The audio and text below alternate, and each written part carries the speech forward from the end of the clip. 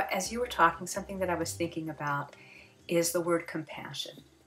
And energy in and of itself is totally neutral, right? I mean, there isn't any emotion or anything that comes with it.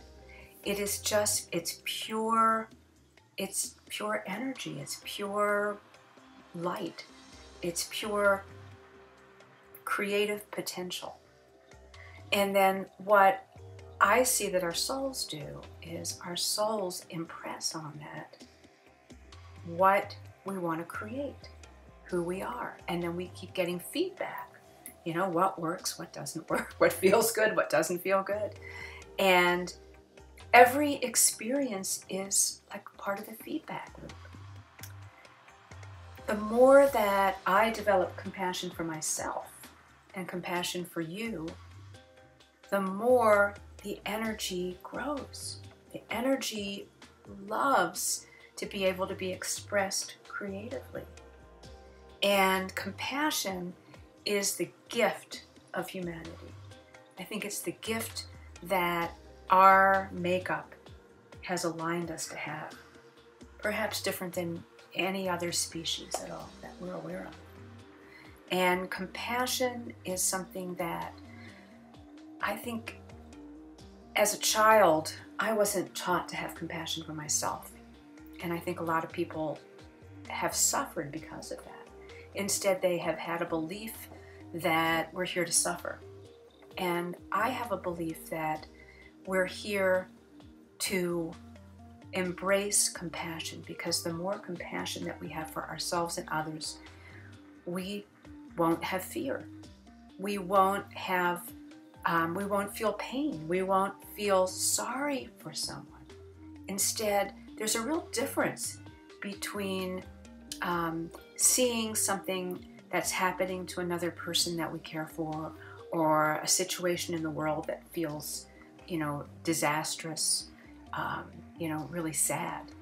And sad is an emotion that we're going to experience. However, when I bring compassion to that moment, I take away judgment. Instead of when I feel really sad for somebody who's going through a really difficult time in their life, or an illness, or eldering age. I have a mom who's 90, almost 95, and she has dementia, and it's really, it is difficult for her. And yet, the gift that I can offer her and myself is to just be compassionate, to be loving and caring and sharing of myself that way, without judgment, without wishing that were another way. I don't know what the wisdom of universe can bring to her in her situation. Only she can. What I can do instead is I can hold, in a compassionate way, hold whatever she's going through so that she can stay connected. She can experience whatever she is capable of experiencing here, whatever her soul has defined for her. And the more compassion that I bring to every event, every relationship, the more I open up the space and I help that divine energy to flow.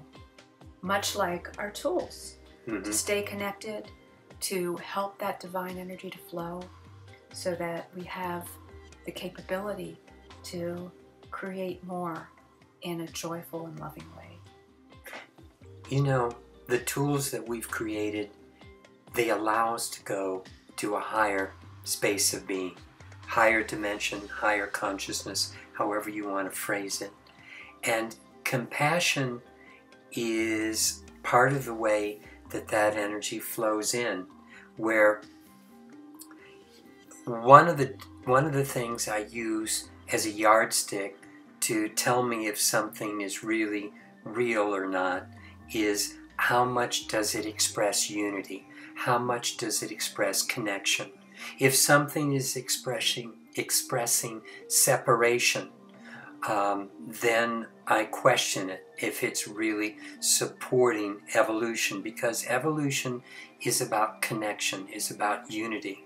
And the thing about compassion is that all of us as human beings have gone through the dark night of the soul, have gone through the pain, have gone through stuff that didn't work, have gone through the lost loves, have gone through, losing people, places, things that we were counting on for our, sometimes our proving our existence. We identified with these people or this job or this opportunity or a place, and then that happened to us recently with the flooding. We lost so much land and so much of what was, but what's real is what remains.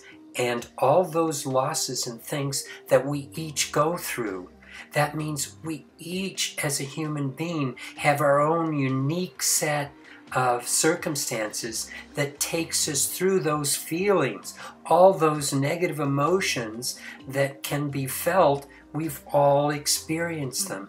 And so when we see another going through it, it's like that's what draws out the compassion, because we know, yes, I can relate to what you're going through because I went through that too.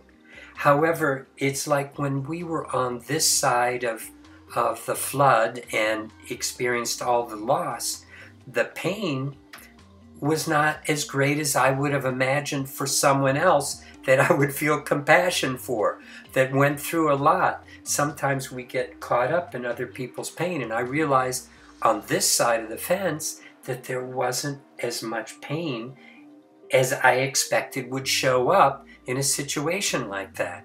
There was just, things to do. It was a lot of stuff that we had to deal with, really one thing after another, to get all the, the public service and the electricians and these guys talking to each other.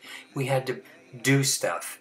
But the experience of the doing was coming from a place of being. And when that beingness was there was the joy, there was the love. There was, now instead of losing, literally hundreds of thousands of tons of material off our land, because we have many acres here that were washed away, 10, 20 acres, 30 feet deep. I don't know what's the calculation, but the point is that it wasn't what we lost, because that would only bring pain. It isn't getting into a situation with someone where I understand what you lost and you jump into the pain with them. Instead, we started seeing we have this blank slate in front of us. We have all these rocks and all this sand. What are we going to build with it? What are we going to make with it? And in truth, it's brought a little kid out of me that I used to play with water when I was a kid, and I would take my shovels and stuff and I would build little rivulets in my road where the water was running in the spring, or in Lake Michigan where the streams flowed in. And I made a big deal out of it. I love to play with damming water up and then breaking it. As an adult too, you've done that for years. And I'm still doing it. I'm now going out, and I go out and I take a little time just to walk and look at the water flowing and just go, water is such a miracle. Life is such a miracle. And it's fun to just play. It is, and it's the creative blessing. We are so blessed. Every moment is a blessing. And when we can live from that perspective, not only for ourselves, but every person, to have the respect, to honor everyone, and to know that their moments are their blessings, their creative opportunities. And when I hold them in that container of love and compassion and consideration for who they are, then they can reach to their level.